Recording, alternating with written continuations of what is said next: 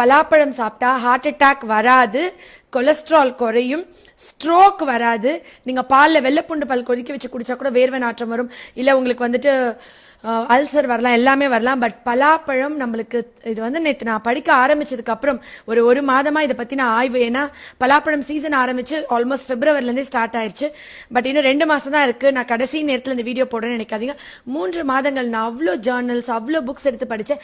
American heart ஃபவுண்டேஷன்ல வந்துட்டு jack fruit சாப்பிட்டால், இந்த பழங்கள் சாப்பிட்டா பிபி குறைஞ்சி, கொலஸ்ட்ரால் இல்லாம ஆயிட்டு, கெட்ட கொழுப்பு இல்லாம ஆயி நல்ல கொழுப்பு கூடி ஹார்ட் அட்டாக் ஸ்ட்ரோக்கும் வராதுன்னு சொல்லியிருக்காங்க. இது மட்டும் தானா அப்படின்னு பாத்தீங்கன்னாக்கா, சில பழங்கள் வந்து சாப்பிட்டா சர்க்கரை கூடும், சில பழங்கள் சாப்பிட்டா சர்க்கரை குறையும். அதாவது ஒரு பழத்தோட கிளைசிமிக் இண்டெக்ஸ் வச்சுதான் அந்த பழம் வந்து சர்க்கரை வியாதி வருமா வராதான்னு சொல்லலாம். சில பழங்கள் கிளைசிமிக் இண்டெக்ஸ் கூட இருக்கும், சிலதுக்கு கிளைசிமிக் இண்டெக்ஸ் குறைய இருக்கும். ஆனா பலாப்பழத்துக்கு கிளைசிமிக்